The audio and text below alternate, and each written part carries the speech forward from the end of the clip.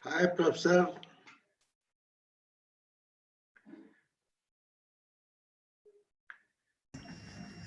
Good afternoon. Good afternoon. Dr. Singh? Yes, SN Singh, Srinivas Singh, whatever you can say. Yeah. From IIT Kanpur? Yeah, from IIT Kanpur.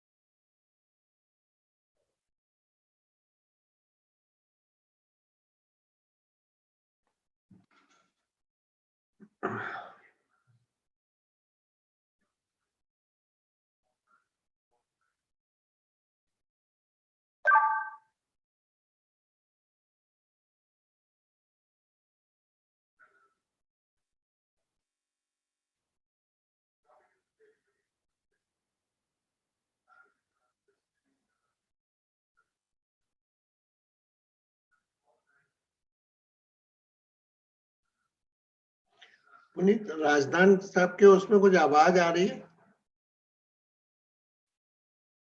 अच्छा, 2 से कर रहे होंगे। ठीक है। Okay.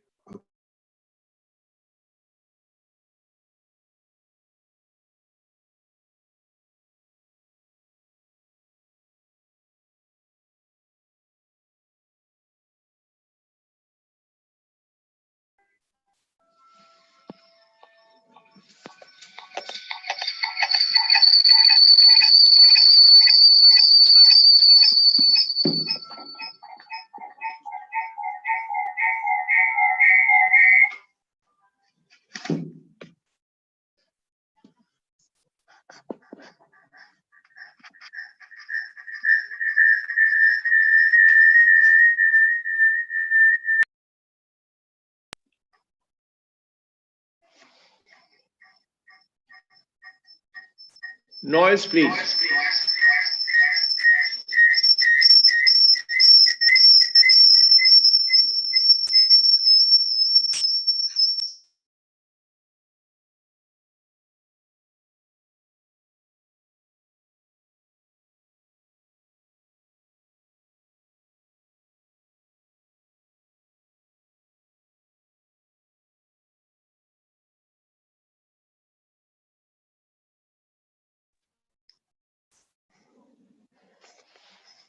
Can you hear me now?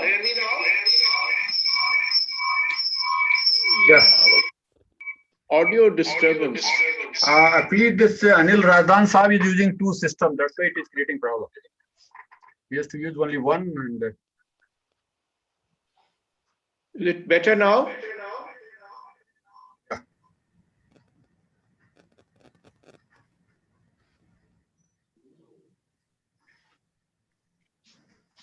Is it better now? yes, it is okay. Just It's okay, sir. I'll switch off the other device. Yes, sir.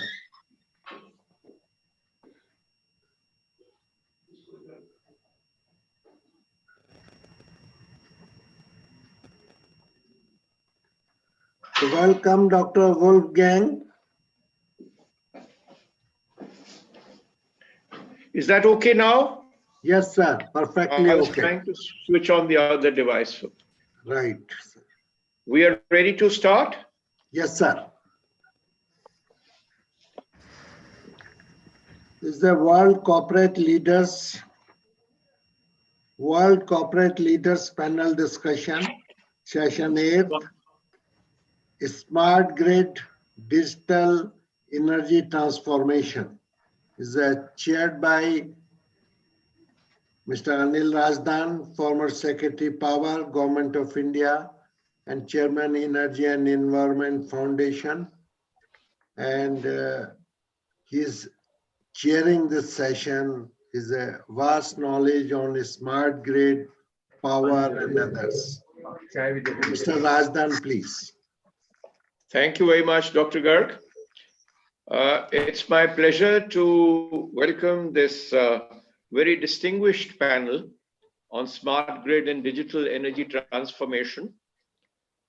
Our key speaker for the day is Professor Dr. Vincenzo Piuri, in the Department of Computer Science, University degli Studi di Milano, Italy. We have Mr. Ramya Swaminathan, CEO of Malta Inc., USA. She is not coming, sir. Okay, Yeah. Miss Ramya is not coming. Then Yes, Professor Alberto Borghetti. Yeah. He will join later. He will join. Okay, he's from the Department of Electrical and Electronic and Information Engineering, University of Bologna, Italy. Mr. Deepak Garg, founder and CEO, chairman. He is not coming, sir. Energy Water. Coming. Okay. Yeah. Dr. Srinivas Singh, Professor Yes. HEG, Department of Electrical Energy, IIT Kanpur. Yeah, I'm here. Hi, Professor. Welcome. We have Dr. Andreas Hauer.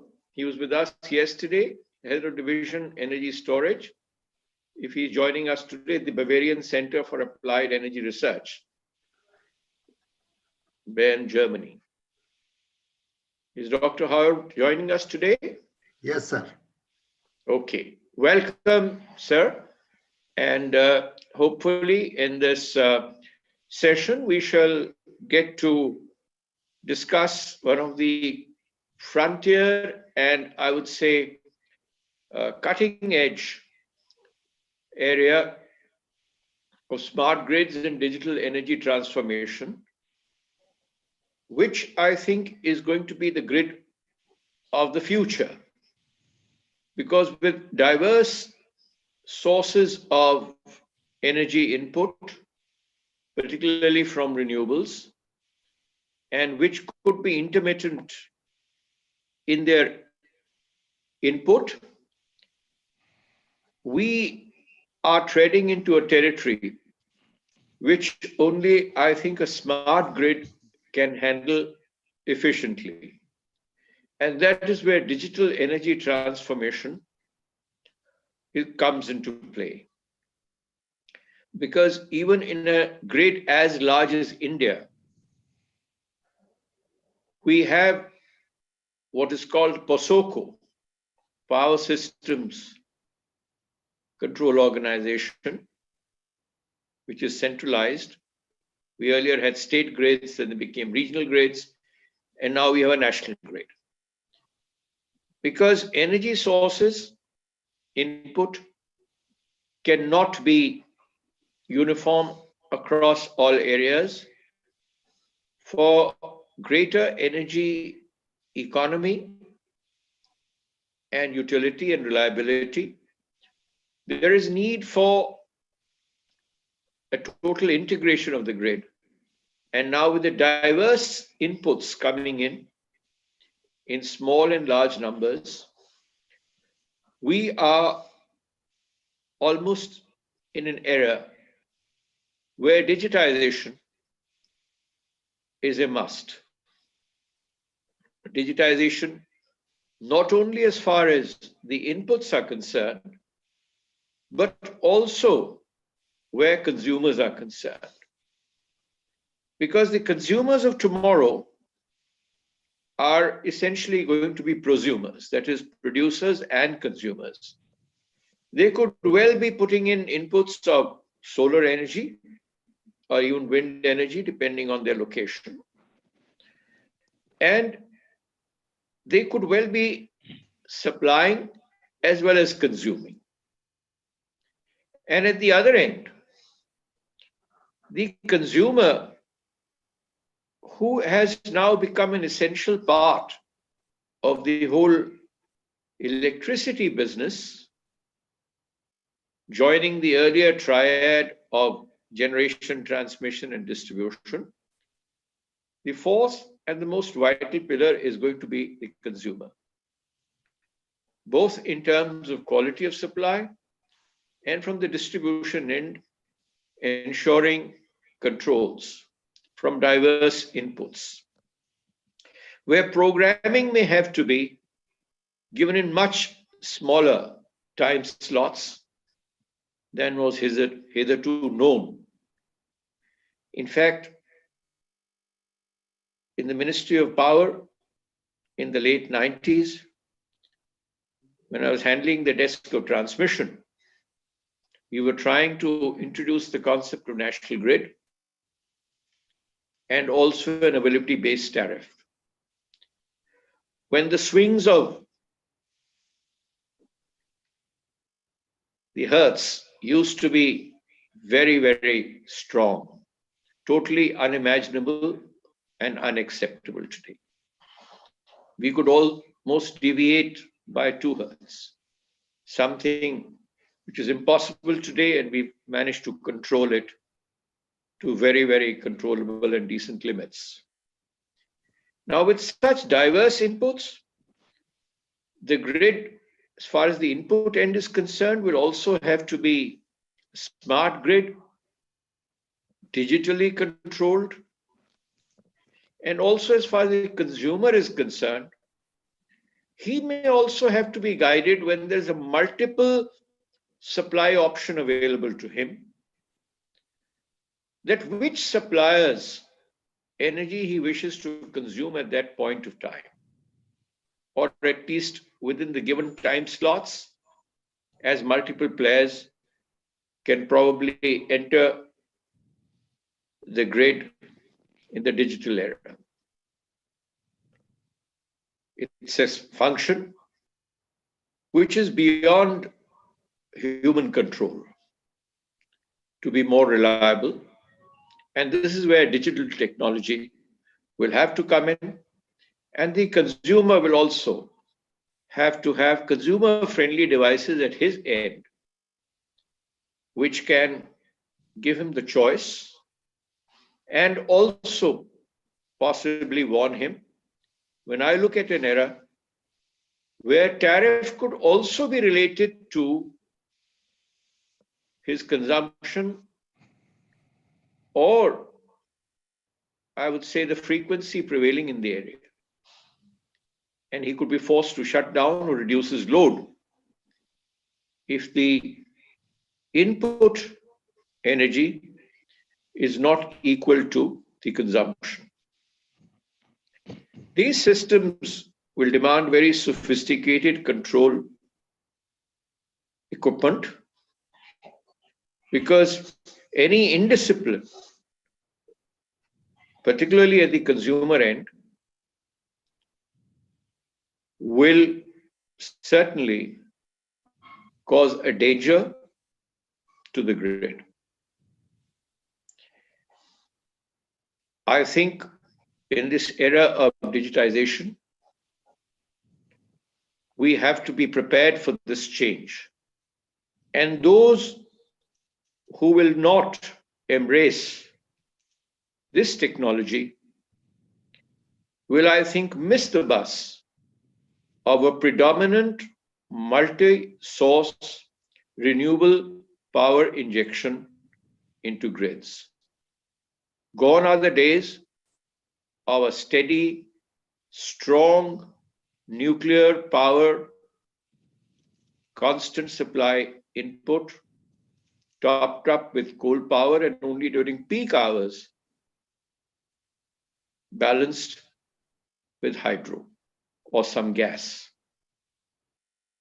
We have to get used to the new eco-friendly renewable power, which by its intermittency and the multiple players that are going to be involved necessitates the grid to become much smarter, self-healing, and participative. In fact, grids which have small discrepancies or a major illness or accident awaiting them would also be controlled and benefited by smart and digital energy controls, which will be diagnostic and also curative at the same time.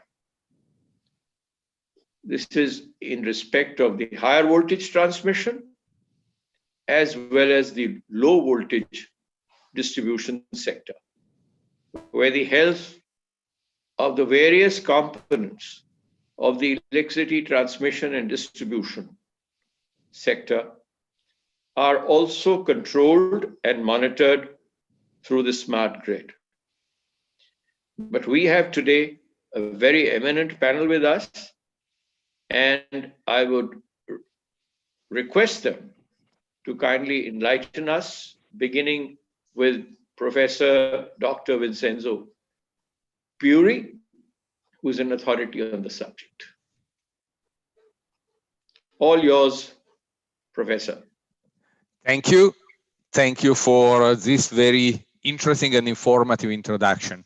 Today, I would like to focus on the use of renewable energies and how we can use the artificial intelligence to better exploit this source of energy, both in cities, but with a significant focus on rural areas, or anyway areas where it's difficult to bring the grid in a pervasive way.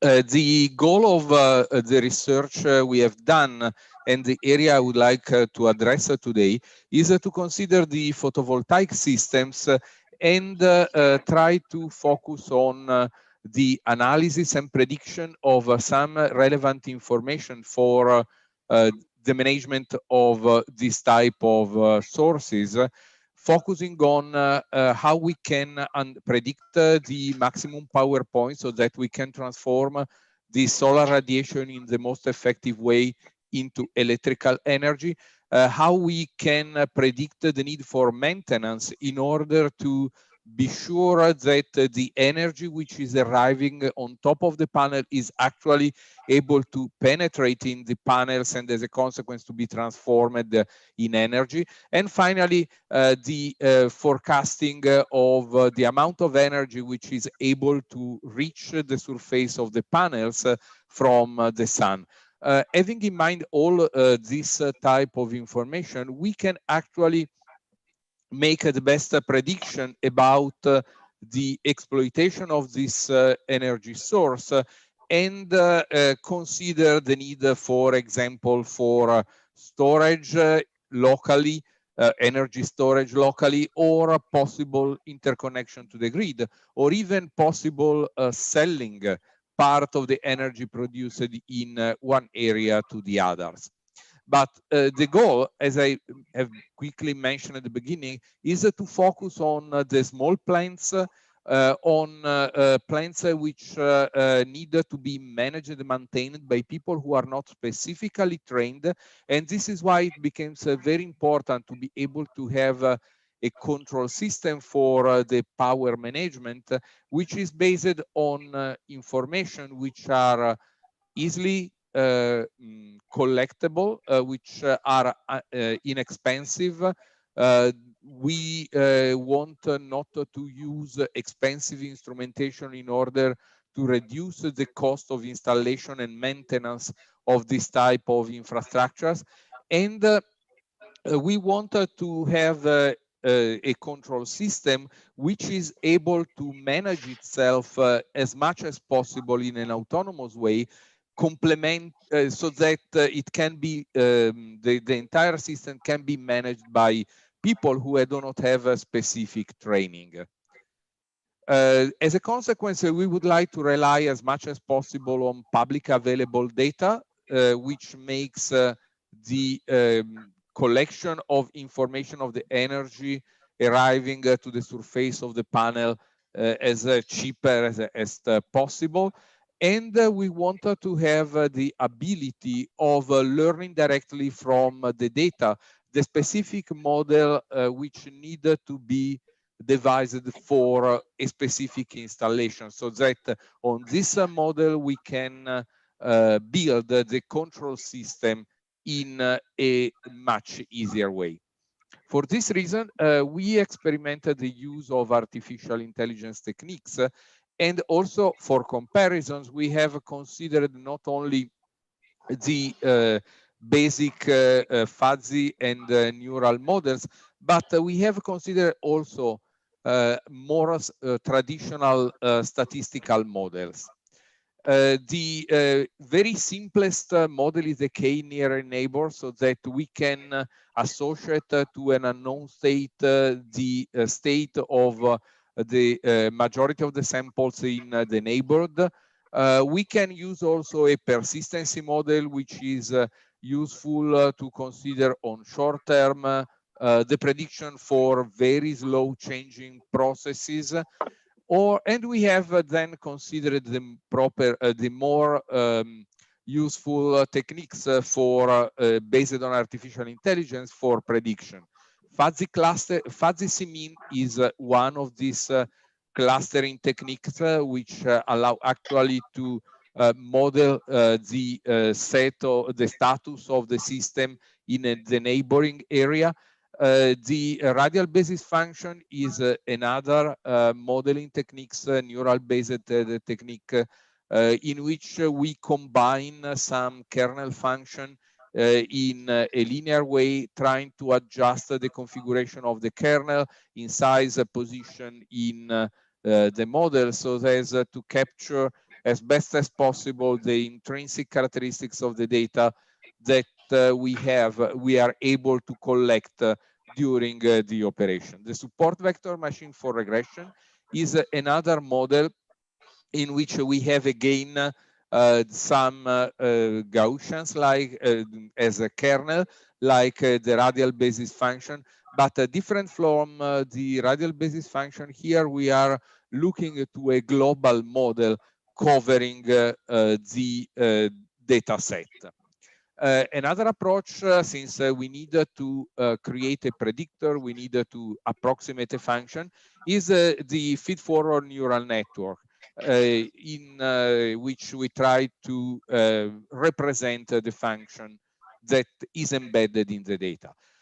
These various models may not be effective in the entire domain in which we need to model and control our system.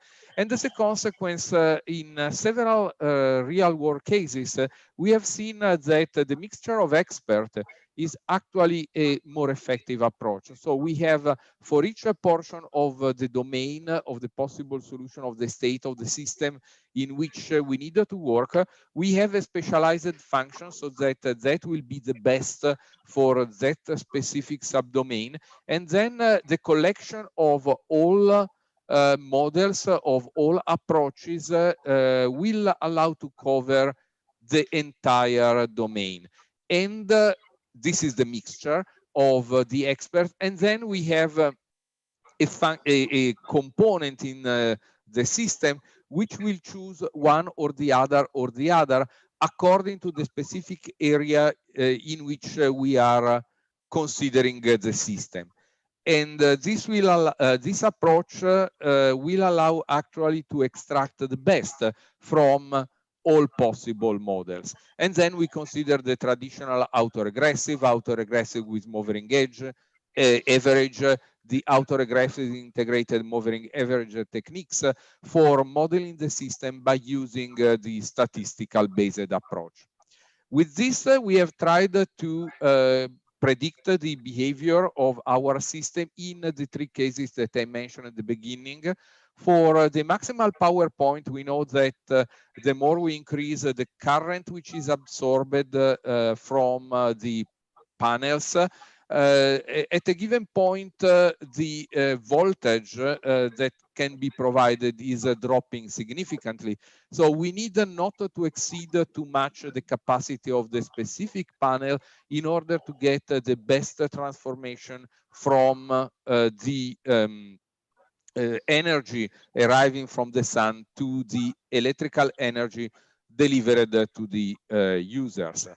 The goal of the predictor is to try to understand when the panel is moving too near to the critical situation of the load in order to make sure that we are staying in that specific optimum area. And we did some experiment with various techniques. We have been using about 82 million samples collected from the real world. And we did the experiment with all techniques I've been mentioning before. And here is just an idea about the quick the results, where we can see that the artificial neural based, the artificial intelligence based techniques are able to provide a pretty good solutions, better than the most traditional statistical approaches, since they are able to be finely tuned and learn the model directly from the data without any a priori knowledge. But we have seen that the mixture of experts is the one that really has been able to give the best results, focusing each model, tuning each model on a specific domain, part of the domain in which the entire system needed to be defined.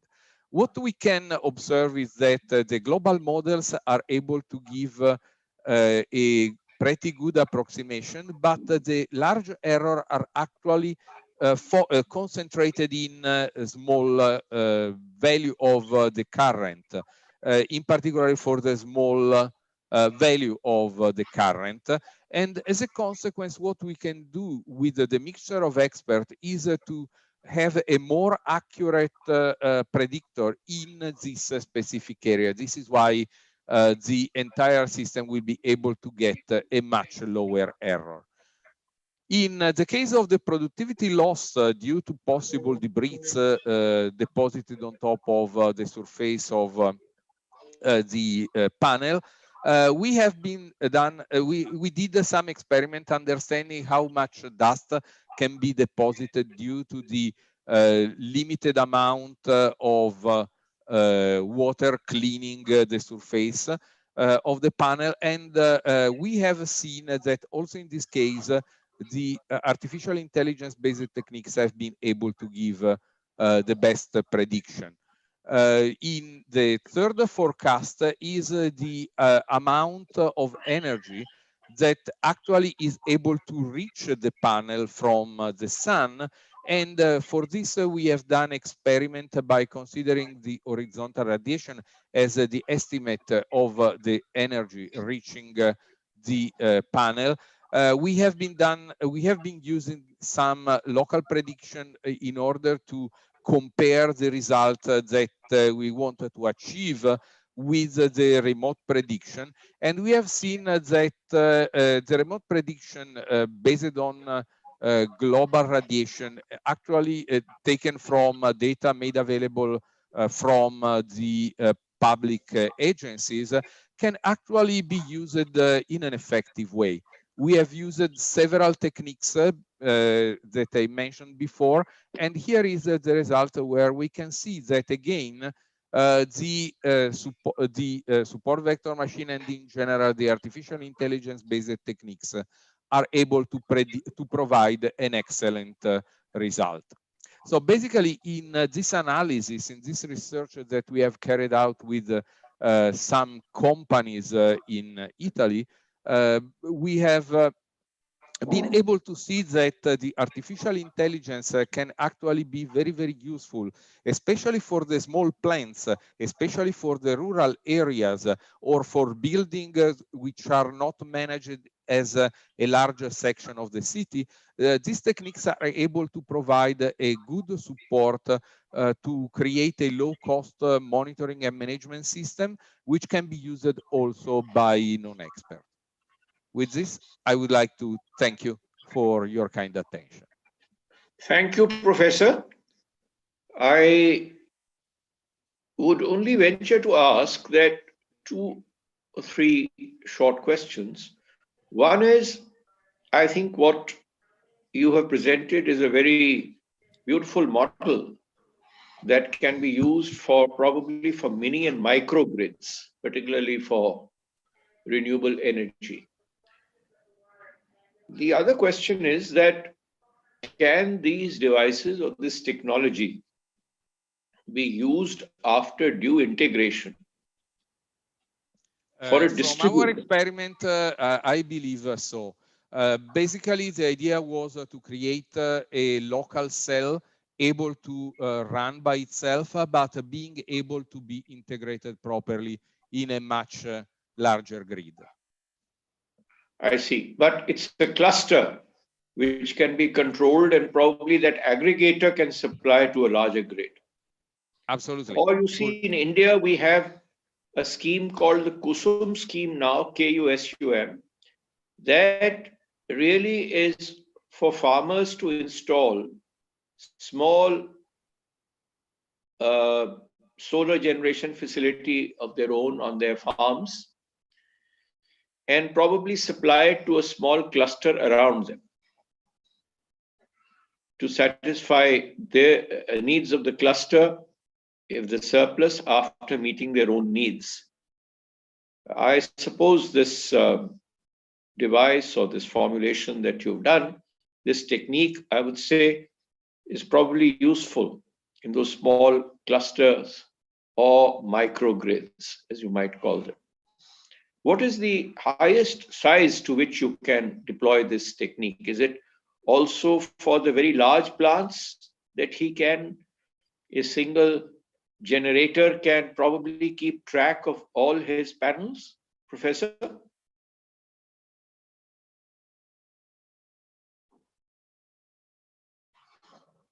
I think connection is cut. Okay. In that case, we'll move to the next speaker, the next presenter. Professor Singh is here. Dr. Singh is here. Dr. Singh is there, a very eminent professor from the IIT Kanpur, and I think which has been having a great tradition of electrical engineering and electronic engineering from the time that I was in the university. And Dr. Srinivas Singh, please. Yeah.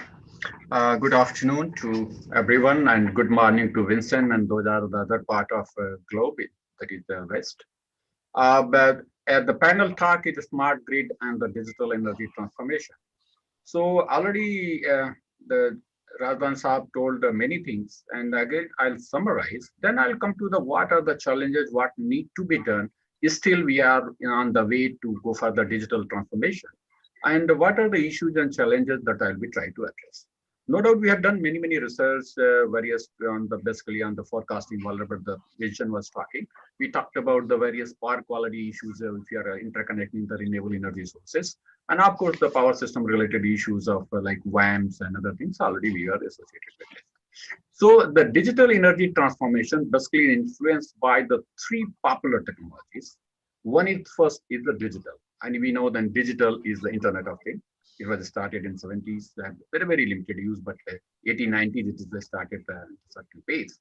So artificial intelligence, machine learning, cloud computing, and the blockchain, and so on and so forth, even the DSP and various other technology. So these digital technologies now have reached at the maturity level, and that can be used in our electrical mature technology, and that's we can achieve the smart grid. So basically, it is the measure of these 2 technologies are there. At the same time, in power system area, the 2 things are also happening. One is the distributed power technologies for the better control. We are having now the controls are faster.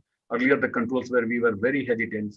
I just, you'll be surprised to know that I worked 8 years in UP State Electricity Board as assistant engineer. And I was even the 1 year I was working at the Obra Thermal Power Station in the control and instrumentation area. Remaining 7 years, I was in the system planning, where I was posted in IT Kanpur and with the help of professors of IT Kanpur and doing all the system analysis studies of the power corporation. So that time, even though we were very, even though skeptical to allow, even though this the co-generations like sugar mills and other things, we say, oh, grid will be failed and this and that. But now you can see, we are just saying you can trap the power whenever it is available. So that this is coming all due to the technologies, and the distributed power is coming. And at the same time, our focus is going to be the decarbonization through the renewable energy sources and the energy efficient options. In other words, we normally say the 3D. If you are going for the energy system transformation, you see, first is the digitization, which is the first part I say. Second is the decentralization, using the distributed and small scale energy through the T&D, and wherever you want, you can connect. And of course, you can go for the banking, you can resell, or it depends upon the state government policies. And also, you can save your own energy cost. And third is basically we are going for the decarbonization area where the CO2 or carbon footprint can be minimized. And the way is that we can go for the wind and solar. And that is happening across. And you can see how fast we are going. The wind, as you know, in our country is very limited because very limited states are having, and also it is not on very continuous speed. And our sea is not very shallow so that we can go to the, even though in the seaside, but the solar, and it is expected that, and it is told that we are having 300 sunny sky days in our country. So that's a huge potential we are having, and that's why government is trying to put just the solar power, and that's why you can say every 1 month you can say we are just adding almost 1 to 2 gigawatt, and that is basically needed for the Indian condition. Not only here, it should now going throughout the world where we are going. So what are the needed? Just if you are going in these technology, we need to increase the digital energy adaptation. Because still, even though people are knowing the solar is very beneficial, we know the solar pumps are in the rural areas. Already government is giving, okay, put solar, we are giving subsidy, we are even giving free, many states are doing. People are still hesitant. Even though we are having one project with the US and India, that is a UI assist program, where we have put even the 4 or 5 this type of the solar panel in the for the pumping purpose. And once I visited, it was just once installed, it is working. After 1 or 2 months, it is not working at all. So even though this will be owned by the community, it should be managed by the community, it should be operated by the people. Because it is not all the possible, the government or state electricity board will go and it will look after all the things. So we have made some sort of a management in the local level. That's the one person we are hiring that he can take care, because it's small problem. There is a problem in the pump, there is a problem in the one connection. Then we require basically the skilled people. We require that some people should be the skilled, and they should know what are the minor problems they can handle. And I think the technology is not very complex in these power system area where the pumps as well as solar panels are there. So we require a lot of R&Ds, and a lot of government is the DST and various other government or Ministry of Power are giving a lot of fund, but still I think it should go in the very massive way. It is not only the solar energy. One of the big challenges, as we all know, we can measure the storage. If the storage is there, you can have the huge power, and that can be stored and that can be transported and that can be used. So that basically we require the research in this area is very, very required. And there's a lot of mission innovation projects, and many projects are running. And maybe in the future, we are going to get some breakthrough in these areas. Another people are thinking that your device is, let's suppose, is operating in the IP based or the privacy and the security, the physical security, cyber security system. These things are also people are friends in that if something goes on, that one person can suppose it's a computer operated system and your computer is hacked by somebody from outside, then grid will be collapsed. So that's security level, because now we are having the digital, we are having physical system. So whole the cyber physical system is another area, and a lot of works are going on that how we can minimize. Even though we are working nowadays on the WAMs, if they're having the phasor measurement units, and if anyone just suppose the PMU, because the data signal is synchronized with the GPS and going to the control center, if anyone is trying to hack with this PMUs, then what will happen to the grid? And this is, people are even not working, that's which one PMU should be attacked very easily, and so that we can create the chaos in the grid and so on and so forth. So the security is also must be improved, must be properly studied, and so that we can, and a lot of people are doing the, and already I said the talent is needed for the forecasting, for even though to having the lower level to handle all the small devices, those are there. They are there, but still I think some skills are required, and so that it is every level, people should not trust to the big offices here and there, they can. So these are the basically things are needed if you are going for the digital energy transformation. We are moving. I'm not saying we have not moved. We have moved far ahead, I can say, but still there are a lot of things to be done. And if those things will have further matured, I can tell you, we will have the digital energy transformation in our country, and we can be leader in that. So if you see our past power system, it was fossil. Now we say our future power system will be the more renewable energy sources already as talked, and clean power, nuclear power that we can add. The load generation means it is just we want to introduce the market. And the market is already running, as you already said, the ABT was one sort of market, that is availability based tariff. But now it is in real trading is happening every 15 minutes interval. So even though we are selling the solar certificates, wind certificate, that is also going to be commissioned. The various commissions, state commissions are basically making obligatory that the power generation and utility, big utility should buy all these. So that trading is happening, and no doubt we are putting more and more information and communication technologies, that is a digital technology, along with the, that is being placed in the both, not only in transmission system, not only in the generation, but now it is coming to the distribution sector. And once we are going to put in our distribution sector, then we can say all our system is going to be the smart. So at the same time, the technology, as I already said, the digital technology is one, but it is not limited. The electrical technology is basically influenced by various other technologies. For example, you can say the new material, that is ceramic technology. A lot of things you can say, the 765 insulators now people can handle on the shoulders. So that technology, supercomputing, cooling of the alternator, insulation material which is used in the bindings, another thing, it is going to be very, very efficient and very, very light in the weight and economical. So that technology is also moving. Renewable, already we talked. We are going for the different technology like the power electronics devices, the FACTS. Already you can say in the power system they are put. We are putting in the distribution system. So all these flexible AC transmission system that is a power electronics base are also at the massive use at the various level to improve the power system operation and control.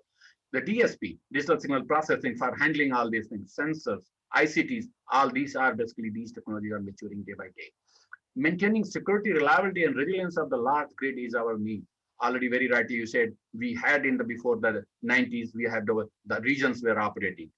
Before that, even though the states were operating together, now you can say whole nation is operating. And that's basically, that's such a large grid, we are managing very efficiently to maintain security of the system. It may be either N-1, R-1, or it is the reliability related to design and the resiliency of the grids. That is the we are having. Another is the maintaining the quality of supply. No doubt the power quality is one, the quality of supply, this both are the supply quality and the quality of supply slightly differ, but that is also, that's now you can say the reliability. Earlier the electricity was coming, nobody was knowing when it will come. But now you can see it is coming, and it is regularly, and normally the availability in even the rural area is very high, especially in the Uttar Pradesh, where the Uttar Pradesh, Bihar also, it has reached in that way. Some states are doing good, I'm not saying, but some of the states, those were very poor in the electricity, now have also reached a certain level of the quality of the supply and IT-enabled services. And of course, the electricity market has started in our country, and the people are now trading. No doubt it has not reached 100%, but some percentage up to 10% it is reaching, and it is again expected to be more and more, and it can be go to the lower end as well. So the various features of a smart grid, I'll not talk about this, everybody knows. Only if you are always, this is a challenge, and people say, really, we are saying smart grid or a smarter grid?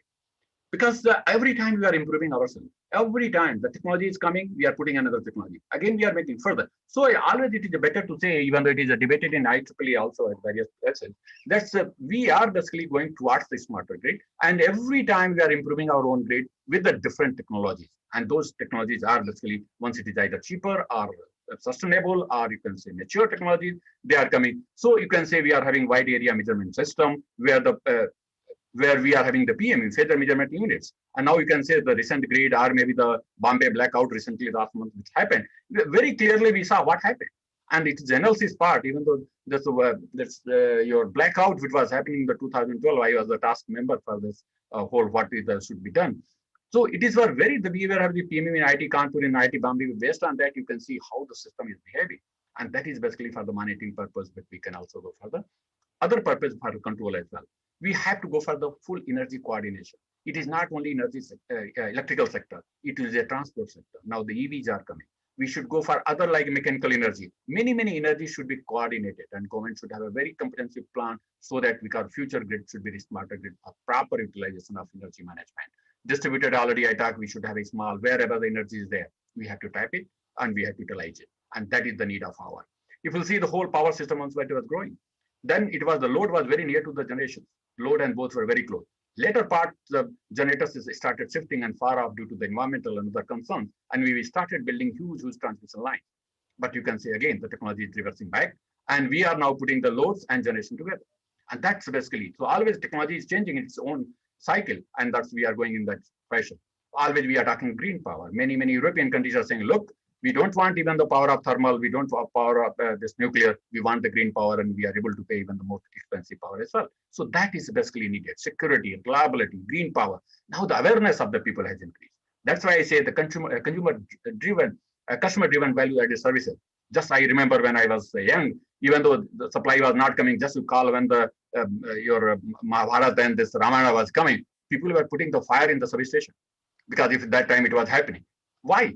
Because people were now started awareness of all this TV media, this technology of the charger, mobiles. Now people are saying, look, I'm able to give even the 10 rupees, 20 rupees per unit, but I need the supply. And that's basically now it is happening. Earlier, people were not lifting the phone if it is the supply is gone. People were not knowing when it will come. But now you can, now with the all help of the smart grid initiative, we can know what is happening, what is the problem, how much time it may take, and that is there. We can also go further, harmonize the legal framework. You can say we have now the very good relation with our eastern part of our neighbors like the Nepal, Bhutan, Bangladesh, but not of course with Pakistan. So that's we are having the trading of the power with them also. And that's, you know, the requirement and other things are changing. And that is also. So whole, if you'll see, so I can say the smart grid advantage is all the corners. It is increasing operational efficiency, energy efficiency. It is giving the customer satisfaction. And also that is the environment. So all this benefit, if you are going for the smarter grid, we can achieve. And that is basically the digital technology, digital energy transformation will bring in to the smart grid advantage. No doubt, another big issue that if it is materialized, I remember our Abdul Kalamji, he said in one of his speech that there is a future that maybe whole this wire will be replaced. Means people will buy the energy for their house requirement every day just in the grocery shop. For example, we buy bread and milk every day. Similarly, you can buy energy for every day. But if that day will come, means you can have energy, you can put it in the socket, and this need of a whole building will be completed. And that may become. Nobody knows how much energy power we are having in our mobile. So that energy density compact will be there, the future will be there. We are having huge power. This is taken from, I think, it is taken from one of the ABB reports that this large area is sufficient for feeding the power of whole world. This small area, 18,000 square kilometers, is sufficient for whole Europe. But how to take the power from there to India? How to take the power to the US? And if the storage system are like battery storage or some sort of storage, compact energy density is available, we can tap power through the sea, through the road, through the other things we can take and can provide. So whole the electrical will be changed and completely 100% digital will be there. No wire, nothing. But let us see, the future may come and that may happen. But again, always, you know, the good thing comes with the surprises. A lot of smart grid initiatives are happening across the globe. It was happening before also. This smart grid word basically coined by the Obama when he became the president. Before that also the various names were existing.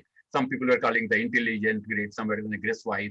Some people were saying even though smart grid. So various things were happening. But after that, the people across the globe started talking about the smart grid, And in India also, we started with the India Smart Grid Forum as well, the task force in 2010.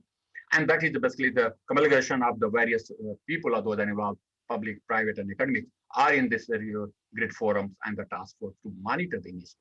Government has many implementations, various distribution sectors where we have implemented.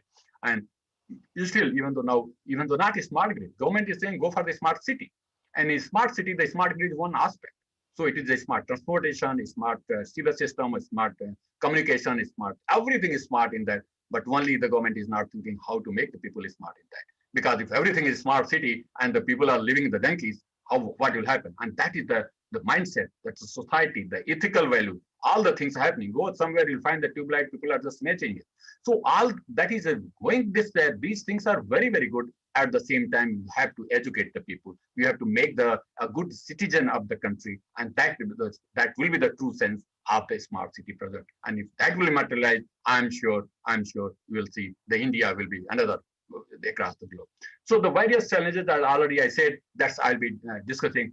Already if you are going for these digital transformation, the complexity of the operating system is going to be complex one. Operation system, you can say, each individual is injecting and taking the power without any control because they have taken.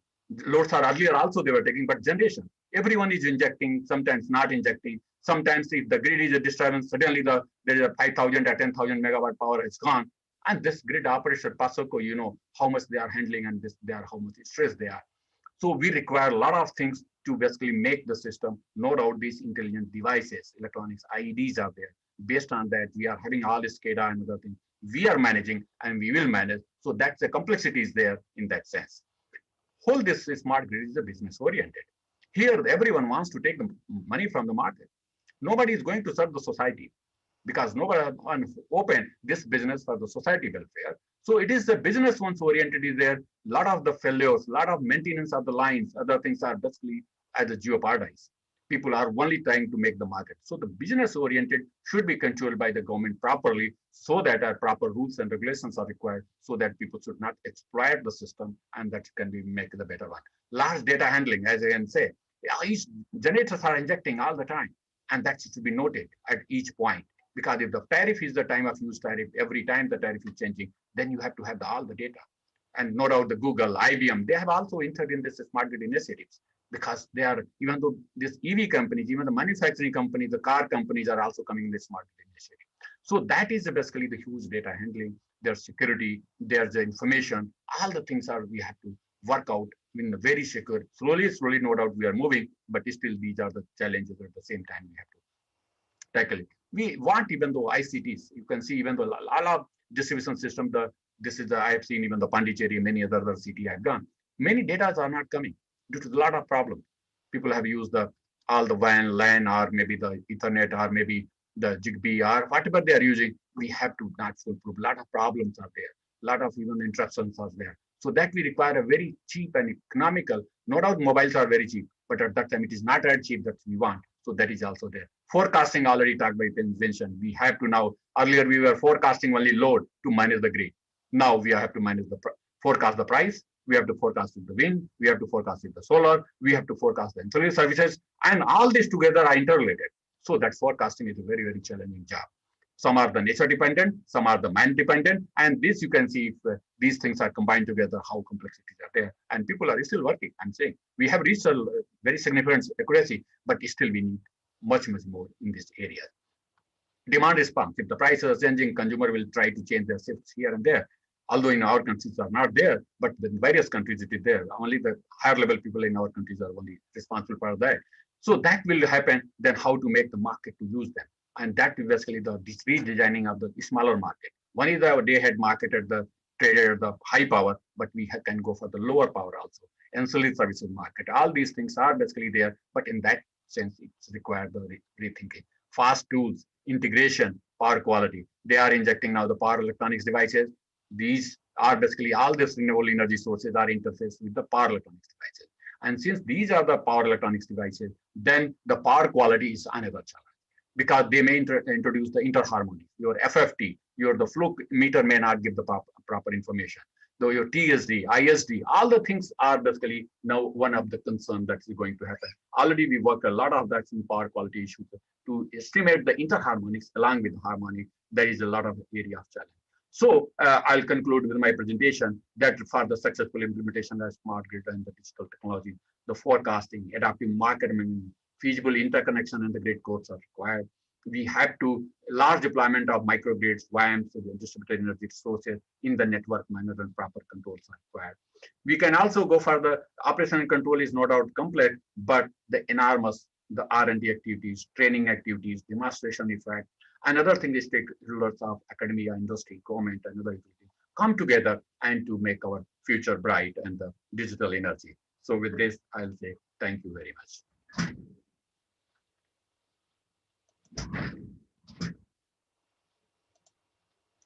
Unmute, sir, first. Thank you very much, Dr. Singh, for a very comprehensive talk, which is integrating to real life situations. But as I had posed a question in the beginning, that we have to see which systems are suitable for generators, cluster generators, or large scale generators, which are suitable for integrators, and ultimately for the power controllers. Because we are a large grid, it will not be easy to decentralize it completely. Though I think in the interest of cyber security and national security, we may have to move to decentralized grids so that the large grids are not subject to any cyber sabotage in times to come. Because while technology is also improving, cyber criminals are also improving. And we have to be extremely watchful on that count. Now, for keeping the systems sanitized with so many multiple players and inputs coming in the decentralized mode that we are visualizing, do you think anybody in the academic world is working on these cyber security models? Yeah. Even though we are already, that's even our Indo-US project, it is one project of 50 crores in this side, and a lot of institutions are there. Already the cyber security here, one we are having a big center of excellence in IT Kanpur as a computer science.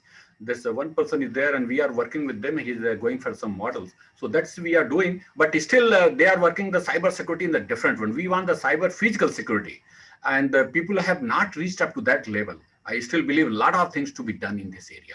And that's why, because I'm a core electrical, I don't know computer science and the cyber, but those are computer science, they don't know electrical properly. So we require some merger of these technologies, and these people should come together to give the solution. So people are working, but still I believe a lot of things to be done.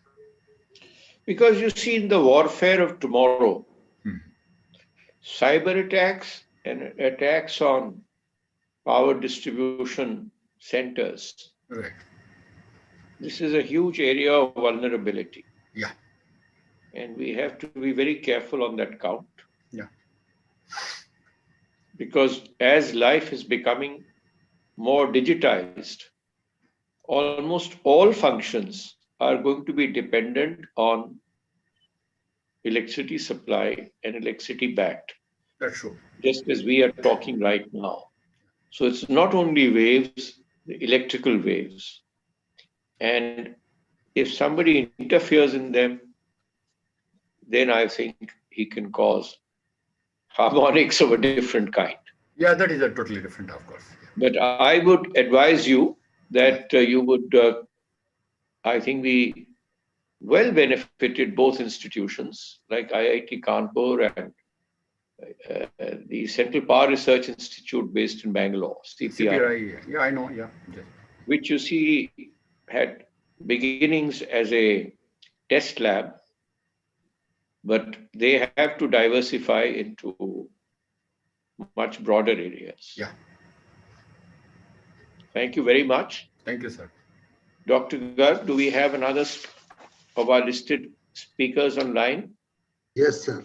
Mr. Deepak Garg has joined us yet or no? No, sir. No, sir. From And Dr. Italy. Alberto Borghetti? Yeah, from Italy. Thank you. Professor Alberto Borghetti from the Department of Electrical, Electronic and Information Engineering, University of Bologna, Italy. A very distinguished engineering expert. It's our privilege to have you, sir. Professor, go ahead. Thank you very much indeed. I would like just to share my screen with the presentation. and hope that can be also seen. And I would like also to thank so much Dr. Garg and for the chairman, Mr. Razdan, for this opportunity to provide a presentation of recent results that we have obtained at the University of Bologna on the topic of renewable energy communities. We have also involved in a project carried out in Bologna, and I will try to show some of the results on the concepts.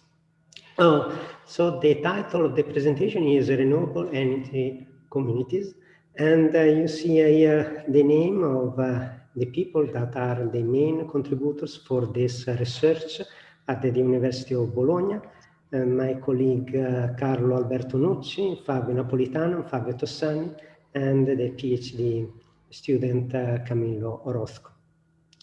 Renewable energy community is a scheme recently introduced in the regulatory framework of electricity market in Europe in order to increase the penetration of renewable resources in the production of electricity by allowing a direct transaction or a form of direct transaction between final users. Since the price that is paid when a final user consumes electricity from the network is much higher than the price that is recognized by to the final users when it sends power, it sells powers to the external networks because of the presence of, for example, photovoltaic unit or distributed generation. Because of this difference of prices, in general, the final users is limited in the building of photovoltaic units, distributed generation, also for renewables, and also storage to the size of the local load. And allowing a community in which there is the opportunity to sell the power also to the neighbors, we can exploit this possibility, and the final users may have the opportunity to install larger facilities if it is possible, I mean, and find a convenience to do so. So this is more or less the concepts, and these are the regulatory timeline. In Europe and also focus in Italy, you see that the directive, the European directive that allows this opportunity of communities is quite recent, the December 2018. So we are in a transitory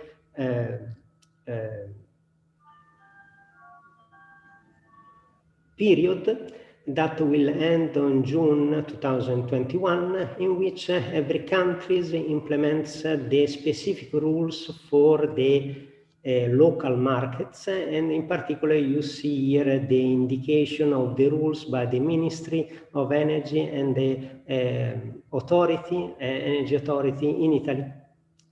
And the idea of this communities included in this clean energy for all European package that has some links also with the Sustainable Development Goals of the United Nations, and in particular affordable and clean energy, because we think that by the implementation of this community, the use of renewable resources will be improved. There is a clear action link with the climate action and sustainable cities and communities, because at least part of the communities are expected to be implemented directly in the cities, and also with the goal of responsible consumption and production, because the communities, the implementation of the community implies a an involvement of the final users, and so also the implementation of some conservation or demand response tools that are, from the technology point of view, ready, but not much implemented by the public utilities, because they don't have, much incentives to do so. So I told you that we are included in a project, the implementation of energy community in Bologna, in the city of the university, that is called GECO, Green Energy Community. It is involving University of Bologna, Enea, and that is a large research center in organization in Italy, and also a local agency for energy sustainable development. It is funded by the European Climate Kick Fund. And I would like just to focus the attention, I don't know, in this sentence, that energy community are seen as a scheme capable of circumventing barriers for further development of electrical power generation units from renewable resources, and also storage system. We have seen that there is already technology for the installation of storage systems, but the public utilities don't install much, because they don't have much incentives to install these systems that are also expensive. But with the scheme of communities, in which the incentives is provided by the balancing between the local production and the local load, also these facilities may have some also financial, they are financially sustainable. By allowing, I said already, allowing direct transaction between final users. This is just a slide that shows a little bit the illustrative purpose, the project. This is the country, Italy. Here is the city of Bologna. This is the map of Bologna. This is the region, the zone of the city in which the project is implemented, in which there are several commercial, residential area, and also small industrial, and in particular the project in the first years plan to implement a project of 200 kilowatt photovoltaic plan, 100 kilowatt photovoltaic system in another part, and 2 additional photovoltaic plants of 200 kilowatt. And this is one of these examples, just to show the influence of being part of the community with respect to the situation without the community. You have here an example of the installation of a new photovoltaic plant. In general, you have this production goes to the local load, so the self-consumption, or can be sold to the external grid. But the price recognized by the external grid when you sell the power is very low. So if you are in the community, there is another opportunity to sell the power to the other participant to the community to a better price than the external grid. There is an incentive for the balance of the power that is produced in the community and the power that is consumed directly in the community in each time period, that is 15 minutes. So this schemes allows to increase the revenues for the photovoltaic plant, also gives an advantage of the other participants that are buying power from this power plant rather than the external grid, and the price is higher. So this is just a scheme of the net present value, and these are the values for the time duration of the projects.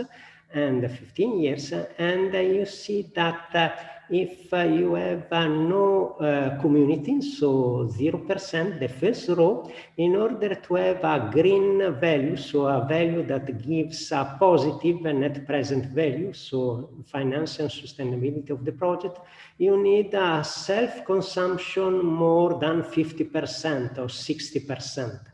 If you include also the community, so you are inside the community with the present regulation in Italy, you see that you may have a sustainable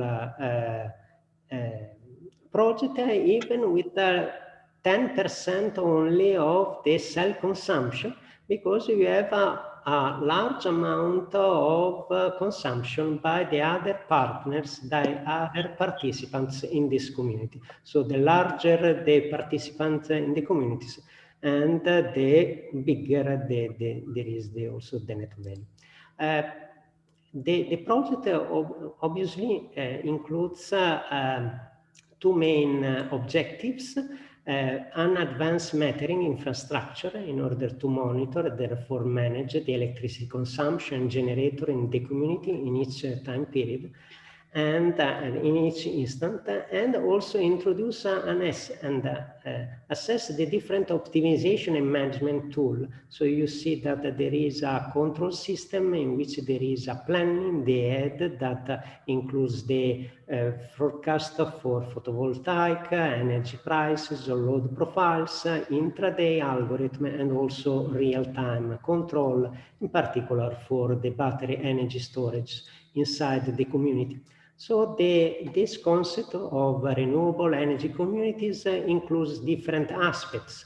One is the planning. We have already talked about the planning both for the users, but also for the grid investments for the utility, because if you have a network with a development of community inside, you may imagine that there is a better balance between local production, local consumption, and so probably some grid investments may be deferred in the future. And scheduling and intraday scheduling and control for the resources inside the community. In this important aspect also the settling, because you need to define the prices of the internal transaction inside the communities, and also the network charges, because you need some charges in order to further develop the public utility network in order to sustain the development of these communities. And in the literature, it is also linked the possibility to implement in the community all those technologies that have been developed in the last years, in the last decades, in the framework of microgrids or also virtual power plant, and that are not so much implemented in practice, but in the framework of this community, all these technologies may play a role also to provide some service to the network, for example, voltage regulation or balancing or congestion management. I will just focus here in this few minutes on settling energy prices of internal transaction and scheduling. In order to do that, I'm referring with this scheme of this local energy community with two feeders, with several prosumers or consumers and producers of electricity that are also equipped with a battery energy storage inside. So we think about a distributed energy storage rather than a unique energy storage for all the community, all the network. And here there is the transformer. This is the symbol, the transformer between the low voltage side of the network and the external utility grid. You see that the LEC is a residential or small industrial site. So it's connected to the same distribution network, acting as a prosumer. The cooperation minimizes the power exchanges with the utility grid and reduces the energy procurement costs.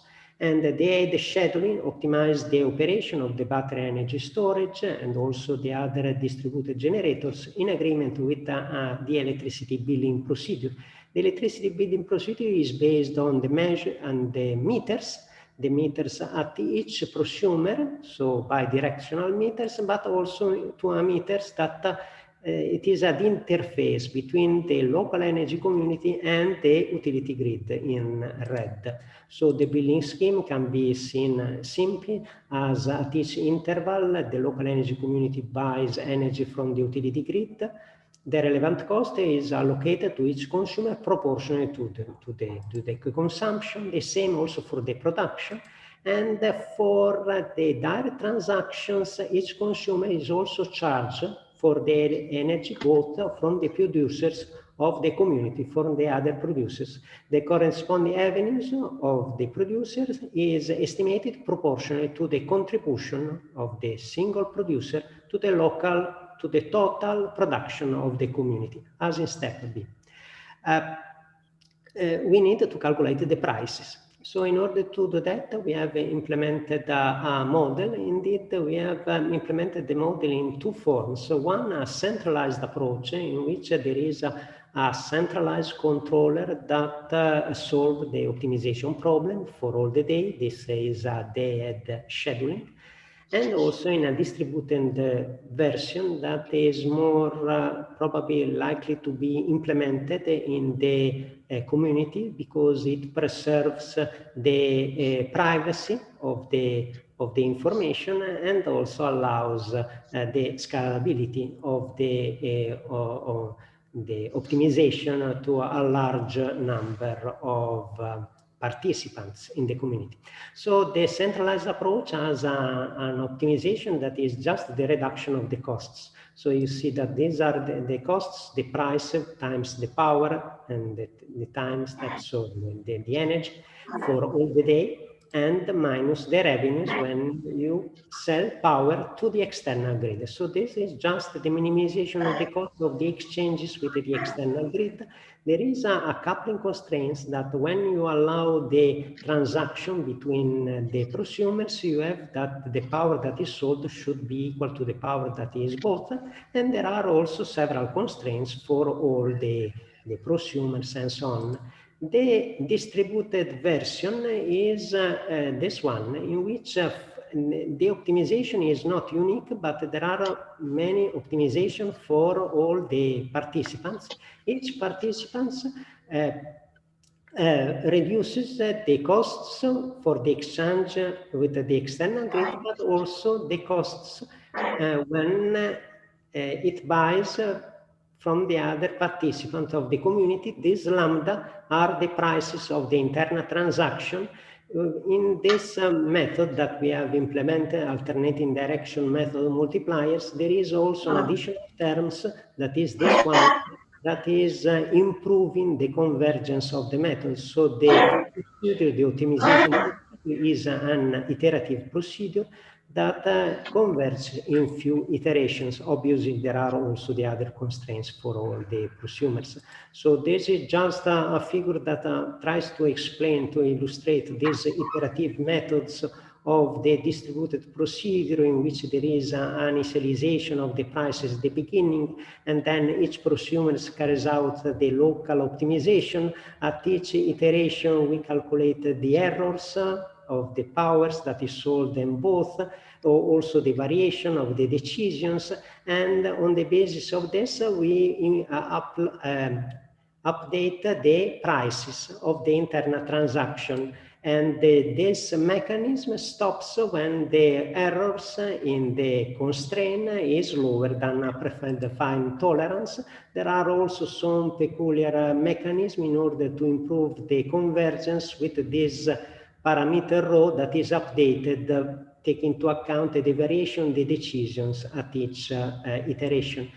So for the test case of 10 prosumers, you see here some data with a lack of 313 kilowatt hour photovoltaic production during the day of 231 kilowatt hours, so 80% of the load, and battery energy units of 30 kilowatt hours, so only 13% of the daily production.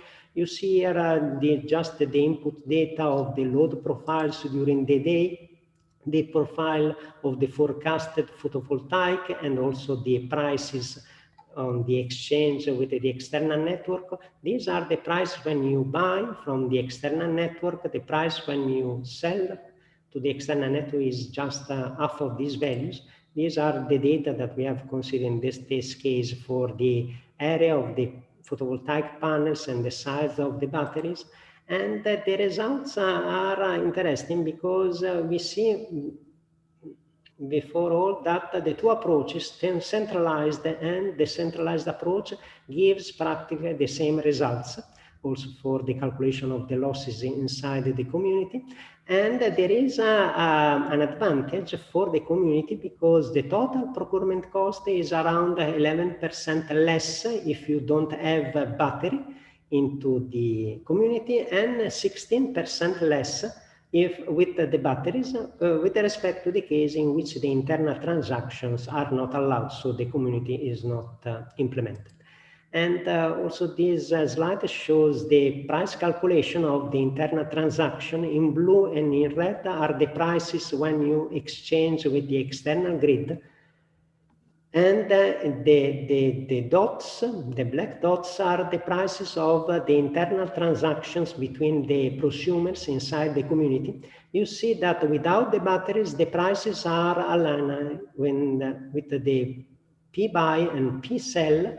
P-buy when the community as a whole consumes power from the external grid, and they are aligned with the red line, the pi cell, when the community as a whole is producing power to the external grid. The same results we obtain also with the battery energy storage units, with some deviation in some periods, because the battery store energy both at one price and sold in another price, so there is also this effect. It is important that all the prosumers have taken an advantage, have an advantage for the participation, not only the producers, but also the consumers. Indeed, in this slide, you see that without the battery energy storage units, all the prosumers, 1, 2, 3, until 10, they have an advantage with respect to the case in which the community is not implemented. So the last row is without internal exchange. You see that the cost is always higher and the revenues negative is lower than in the case of a community. So this scheme allows for all the prosumers, all the participants to have an advantage, or at least not suffer a disadvantage on with the participation in the community. These are the results without storage units. With the storage units, the effect is more evident. So you see that there is always an advantage for his prosumers to participate in the local energy community, even if it is just a consumer. Just a conclusions to allow the transitioning to a low carbon society and the construction of a sustainable future. The electricity sector must guarantee a safe supply of modern decarbonized electricity to all, eradicating energy poverty and achieving the full implementation of SDGs, the Sustainable Development Goals of the Agenda 2020-2030, especially affordable clean energy, sustainable cities and community, responsible production and consumption, and climate action. In this regard, the creation of energy communities can be extremely effective in combating energy poverty by strengthening social and community cohesion in the governance and implementation of a renewable generation system that meets local needs without counterproductive effects in the other SDGs. In fact, energy communities that do not only provide competitive energy prices generated from renewables, but also help to build trust between different stakeholders, compose conflicts, and promote investment returns for partners and shareholders, developing cooperation among actors and providing added value to the local economy. I just put a sentence also for the specific JECO project that I've shown that moves in different directions for supporting the process of SDGs targets achievement, supporting people in understanding their consumption profile, also comparing with their neighbors, providing economic and management models and tools capable to optimize the use of resources and flexibility, creating an environmental culture by demonstrating the effectiveness of the proposed approach. I have also a last slide just for the conclusion of the scheduling and the settling approach that I've shown. The structure that of the the scheduling procedure is consistent with the billing scheme and the metering units of the local energy community. In the centralized procedure, the prices are the Lagrange multipliers of the constraints. In the distributed procedure, the prices are updated at each iteration to reduce the mismatch between the energy sold by each prosumer and the energy bought by the other prosumer from prosumer I. Notwithstanding these differences, the profiles of the prices are similar for both the case with and without battery energy storage units. And for each prosumers, the results confirm the cost reduction or revenue increase in the local energy community compared to the case in which it can only transact with the external energy provider. I hope that this presentation is sufficiently clear, and thank you for your attention. Thank you so much. Thank you.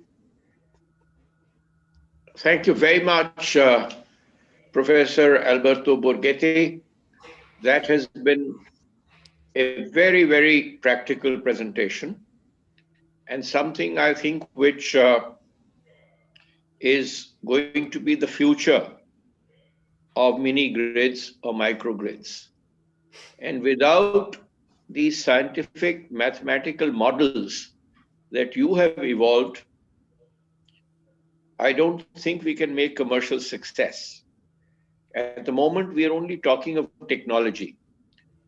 Technology, in the absence of commercialization and commercial models, can never succeed unless it is like a government scheme, which most schemes end up in financial turmoil because the commercial viability and the adequate profit sharing and the benefit analysis is not brought out. Maybe not today, but maybe a decade later, when organizations like the European Union, which are setting targets of net zero emissions as early as 2040, they will need to also develop, I think, a model of carbon price, because carbon emissions saved have also to be factored into these models for attaining, I think, what you are attempting in an excellent way is sustainable community models, which as small clusters, much in the nature of cooperatives, can integrate into a larger whole, may not replace the entire system, but can emerge as strong commercial entities based on sound principles of economics and profitability. There's only one question that I had of you, and that is, you see, you have, I presume, factored in time of day price also. Because electricity cost is not constant, particularly where the loads are varying. And it's, I think in some of the later graphs you brought out, that the price of energy varies virtually with the availability of energy in the system. And that is where we have to guide the prosumer when to consume and when to contribute, to make his economic participation in this process more meaningful, because unless he gets that commercial aspect into play, he will not be able to gain professionally from the experiment or the enterprise, I should say. When it goes beyond an experiment, if something is to stay, it has to stay on sound commercial principles, where those who participate in it have to know that there is profit in participation and there is profit, a larger profit in contribution at the right time, at the right moment. But I'm extremely impressed by your model, and I personally would like to propagate it. I would be speaking to the Solar Energy Alliance, the ISA, and maybe if we can arrange for your presentation there, it will be a useful thing. But meanwhile, if you could arrange to send me your presentation by mail, yes, I should be too happy to go through it and make an odd suggestion to you before we present it. I'm really grateful to you, Professor. And I observe from your insignia of the university that the University of Bologna, if I mistake not, is almost 1,000 years old, is it? Yeah. Because I read 1088 somewhere. Not the engineering school, I mean, it is originated by law and medicine, but primarily law. I see. No, but of course, as a university is a center of learning, and I'm extremely impressed by the credentials of your university and the kind of work it is doing. I've had occasion to be visiting Sicily, the great professor who holds an annual event there. He was a co-worker in nuclear physics with some of the most eminent scientists. I think he worked in the Fermi lab also. And we have occasion to interact with some international participants there. And this term prosumer, I brought to their notice, I think for the first time, I think in 2010. And they were quite intrigued by the term. And I said, this is probably the future of distributed energy. Thank you very much, Professor, for your very learned contribution. Thank you very much. And Dr. Srinivas Singh, I think you showed a graph of, or rather a picture of North Africa being a storehouse of solar energy. I had occasion to partly guide an energy student in her doctorate who's working from Turkey, but in the University of Vienna. And her project was really that North Africa can provide renewable energy, solar energy to Europe if Europe is to go green. That was her theme. I'm so glad that you captured it, Professor. Thank you very much. I really feel honored to have chaired and coordinated this session. Professor Vincenzo Piuri, Dr. Srinivas Singh, Professor, and Professor Alberto Borghetti. My grateful thanks to you on behalf of the Energy and Environment Foundation. And thank you very much, sir. I think we finished on time. Thank you very much. Thank you. Thank you. Thank you very much, all the professors, eminent professors from various institutions. And thank you, Chairman, Thank you, for sir. very ably chairing the session and giving insight. Thank you, Mr. Rajdan, please. Thank you, sir. इनका ये मंगवा लीजिएगा presentation, interesting है। ठीक है sir.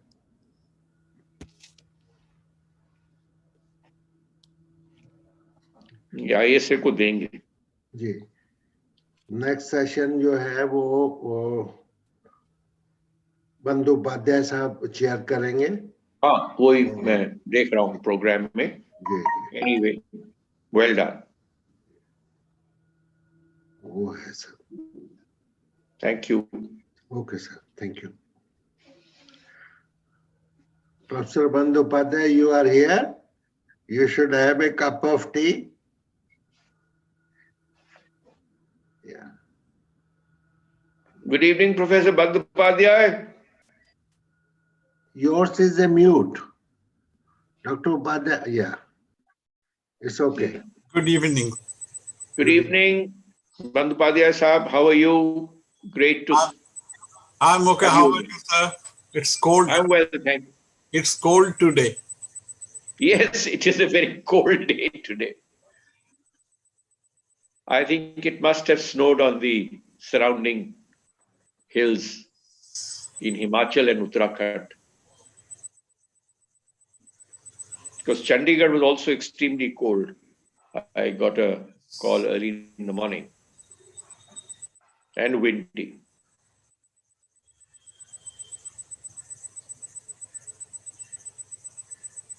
Thank you, sir. Thank you. I think your session is about to begin. Yeah.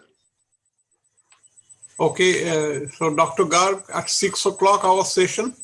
Yes, sir. Okay.